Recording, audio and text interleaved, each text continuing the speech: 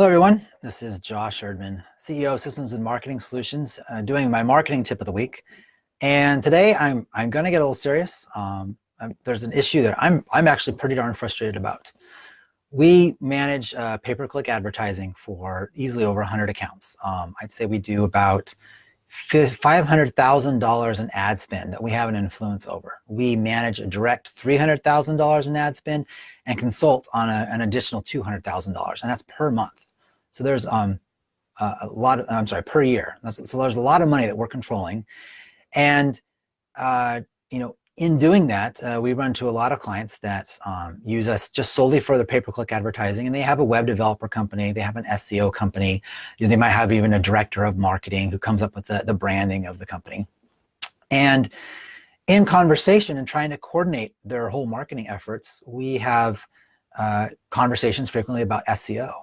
And that's the part that's really frustrating me. I've talked to clients who have who say, "Oh, that's good information, but you don't need to worry about that. My SEO guy takes care of that." And through the years, I've had conversations, and I was asking, well, who is your SEO guy? What services specifically are they handling for you? And they've all said the same thing. I really don't know. They just handle my SEO. I trust them. They do a good job. And so I've dug in a little bit more and just trying to do it in a non-confrontational way. How much are you paying your SEO guy? Oh, about $1,500 a month. Now, what's confusing and frustrating to me is let's talk about the definition of SEO. SEO is search engine optimization. We want to optimize who we are as a company, so the search engines eat it like candy. They know us, they trust us, they know what you're all about. So that means it starts with the website, what we're doing on the website. So since we're managing pay-per-click advertising, people click and they go onto the website, we have an intimate relationship with the website. So I am appalled, very angry to find out that clients that are paying $1,500 a month for their SEO services from their SEO guy have had zero changes to their website. How could the SEO guy be legitimate and not update the website that the search engine is reading? What are these search engine companies doing, especially if they're getting $1,500 a month? And so I dig more, and some of the conversations result into them being very defensive on this. Some of them are an SEO strategy. It's all not happening on my site. My SEO guy is doing all these things off my website. It's off-site SEO, and I've come to the point where there needs to be a BS list, calling bullshit on what's happening out there in the SEO world, and that's what I'm doing. We manage a lot of SEO for clients, and there's a lot of different strategies, and every single strategy that matters does start with the website. You got to do something on the website. So if you look at your website and there hasn't been any changes on your website over several months, but you're paying an SEO guy, then you have a problem. So I'm going to go through that. I have a big list of the, and I call it the SEO BS filter. So go through this list with me and use it yourself to judge whether or not your SEO guy is doing a good job. Number one, let's start with content in your website. It starts with your website. There's no point in doing things off your site if your website isn't whole, isn't complete. It doesn't make sense. So a real SEO guy is going to check and see if your website's stable, if it's fast, if there's no broken links on it. That's just normal stuff. If your website's running slow, if your website's infected, anything that you do in SEO outside of your website isn't going to matter nearly as much until you fix the website problem first. So the website needs to be first. The SEO guy should be making recommendations, testing how fast your website is. Several of our clients aren't HTTPS. So we manage a pay-per-click advertising, but their SEO guy has yet to say, you really should be secure. If your SEO guy hasn't told you about mobile friendliness and have told you your website should be mobile friendly, it should look good on a cell phone, it should load fast on the cell phone, then they aren't focusing on the parts that matter if they're focusing on anything at all. So that's their job. If they're an SEO professional, they need to go after the low-hanging fruit first, the things that are going to have the biggest effect, which is starting with your website. So if you have an SEO guy and they never talk about your website, but they're always sending reports, they're always sending, talking about backlinks, then then it's trash. So let's talk about those. We'll go into those in detail. Backlinks. Backlinks by typical SEO guys that only do SEO are trash. Backlinks don't help you, especially when they're doing thousands of backlinks a month. Does that sound authentic? The search engines are going to see that. They know what authentic backlinks are. Let's talk about a backlink. So a backlink is a link to your site from somewhere else. So let's say you write a lot of blog articles, and on a Facebook page, someone's talking about problems about their business, and someone else says, oh, I've read a great article about this. And they give a link in the comments under that person's Facebook post or a LinkedIn post, it could be the same place, back to your site. That's a backlink. Now, the reality is that it's in comments. It's not powerful. It's not nearly as powerful as if you had a link from Wikipedia or the New York Times or some site that has a whole lot of authority. The comment section of social media has very minimal value to your website.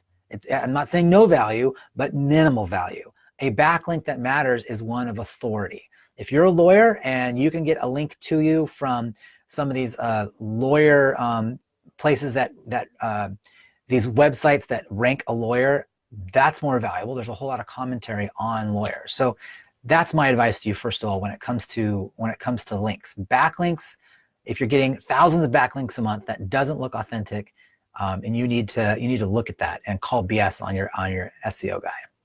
Another one, outgoing links. Maybe they do it at your website, but they're not changing the content. They're not looking at keywords. They're just linking everywhere. Outgoing links are a little bit valuable, but what your outgoing link really is, it's a backlink to someone else. That's your site's authority, giving yourself what you're saying is you're endorsing this other site. So it makes you look a little more legit and creates what I would say growing your sphere of influence of your company a little bit. But what you're really doing is you're taking your domain authority, your authority for your topic, and you're authorizing someone else. So outgoing links aren't bad, but a bunch of outgoing links aren't helping you. Those are just backlinks for other people. So definitely find other businesses that you can partner with. For example, if you're a plumber, plumbers probably work with other contractors, especially during things like bathroom remodels. So it wouldn't hurt to have a partnership with another plumber with another contractor, and the plumber company has a link to the contractor company, and the contractor one's sharing one back. So each of you have a backlink with each other. That's legitimate stuff. But to have thousands of outgoing links, it's not going to do you any good. And not only that, but with all those links, you're at high risk of having one of those links go bad, creating a broken link on your site. Let's talk about broken links. If your SEO guy doesn't look at your website and look for broken links, then they're not looking at some of the SEO that matters. Broken links are bad. It's processor intensive for Google, for Bing, for Yahoo to crawl your site, look at every single link and follow them, and then to find a bunch of broken links. So at the same time that they're looking at trying to give you links, if your broken links are bad, you're hurting your authority. What you're telling the search engines is that you aren't maintaining your website well. So your SEO guy, if they care and if they know what they're doing, they're looking at broken links and they're updating those on your websites. Broken links matter. Content. A lot of SEO guys are trying to optimize you for a city. And there's value in that, but search engines see BS and trash all the time. So an SEO guy that hops on your site, let's say you're a plumber and you service, the 5 cities area. So you're going to list five separate cities. You want to do this in an authentic way. And cheap SEO guys, what they'll do is they'll write one page that talks about how you service this area and you do it well, and then they'll copy that page and make 5 copies and just search and replace the city name with all those other cities for each page. That's duplicate content, and all the search engines see that. That's BS SEO. And if that's what your SEO guy is doing, it's trash. You need to move on. Your content needs to be original. We'll get more to some valuable original content in a while. Guest posts and testimonials. One SEO strategy has to do with reputation management. Testimonials are valuable. Guest posts are valuable if they're used right. And a lot of SEO companies, what they'll do is they will make a bunch of fake guest posts on your blog articles. They'll write fake testimonials with 5 stars. And if you're getting more than what's normal, Yelp can sniff that out, no problem. but so can all the other search engine companies out there. So you got to be careful in regards to that. All right, so moving on to the next thing. Let's see here. I got something weird going on with my phone. All right. When you have guest posts, what you want to make sure of is that there is some keywords in those. And that's one of the problems that you have to be careful with when it comes to guest posts. I've seen a lot of companies share their posts on their blog articles, or even share their testimonials. And the people say, oh, they did such a good job. My husband is so happy with the work that they did. And that's all they say. Well, it's great for the reader, but there's no keywords, and it waters down your message. So guest posts and testimonials should be moderated. They're only helpful at a certain level. If you have a lot of those, you're watering down your content, and what your site is all about now is more about good job, not the work and the industry and the service that you actually provide. So be careful with those. You only want to show so many, but you definitely want to take advantage of the ones that actually use the words of what your service is all about. If you're plumbing and you're fixing leaks, then yeah, a great testimonial, a great guest post is that, you know, they came on site and they fixed my leak. So be careful with those. Keywords. I've seen people hire SEO professionals and they rewrite the copy, and it's just stuffed with the same keywords over and over again. Search engines know what keyword stuffing is. They will find that, they hit you hard, and it actually hurts you more than anything. And then you have a new problem. Even if it did work, you have a site that might rank good with a search engine, but now it's terrible to the end user experience. That's not going to buy you any business. So move on. You can't do that. That was strategy 20 years ago, not today. So any SEO guy that takes keywords and just stuffs them and makes them appear as frequent as possible, it's trash. It's not working. It's SEO BS. Move on. Fire that SEO guy. Reports. So another strategy that I've seen is in those conversations of me questioning who their SEO guy is. Can I see one of the reports? I'd like to look at that. I can learn from it. We can see where the SEO guy is going and work parallel with them in our pay-per-click advertising efforts. And what they've handed me is a 60-page report. And they say, here, look at this report. I get one of these every single month. And I'm looking at this 60-page report, and it's just full of noise. It's not helpful to the customer at all. It's just a report. It doesn't say anything that was done, what's going to be done next month. There's no strategy to it. It's just a report to intimidate and impress that something's being done. You can subscribe online to a bunch of these reports that provide SEO. It shows rank positions for your keyword, compares you to other people, and we use those tools as well. But if we stop at the report, we're not doing any work. A client's paying for a $1,500 report. That's not legit. That's SEO BS. A report's valuable only when there's action, and that you can see kinds of graphs that show improvement. So if you're only getting reports and they're not changing your website, move on. It's SEO BS. Finally, when we talk specifically about the website, hosting and reliability. Your SEO, you work hard to get good backlinks. You work hard to have updated original content on your site. You might write blog articles or hire someone and partner with them to write original content. Those things are really valuable. And as you grow in SEO, you need to protect it. And one of the worst things you can do is not update your website and get hacked, or forget to renew your domain name, and then your website goes offline, or your website host breaks something and your website goes offline. If any of those things happen, that tanks your SEO. Google is a search engine with a reputation to uphold. And if they're sending people to an infected site, or a site that's really slow, or a site that's offline, that makes them look bad. So they hurt your SEO, they take you off that front page. So you need to protect that in every way. So a good SEO guy is going to care about that, and they're going to point you in the direction to protect your SEO. So that means fast hosting, that means backups, that means virus scans and the ability to restore quickly. If they're not guiding you on those kinds of things, maybe they don't provide those services, but if they're not guiding you on those kinds of things, then it's SEO BS. Their focus isn't in the right position for what's best for you. It's just getting your $1,500 a month to manage SEO. So how do we look at these kinds of things?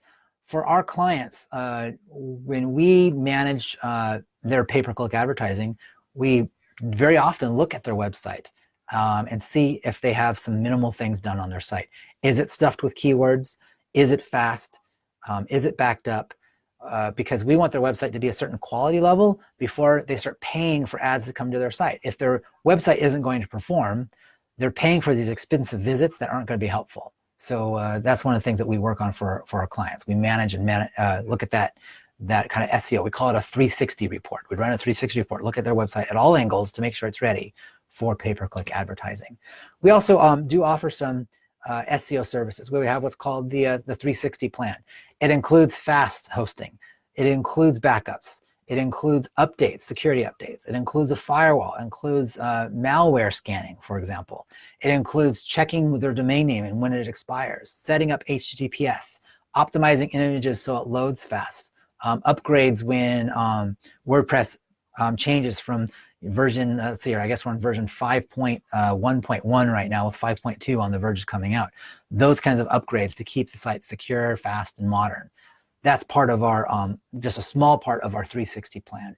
We did the math and we were looking at that, and at the amount of time it takes to do a good job protecting your SEO, updating your website every single month, plus the software services of backups and of malware scans, and then the cost of fast hosting. I'm not talking about the $6 a month hosting you can get on GoDaddy. I'm talking about fast hosting that's easily over $20 a month.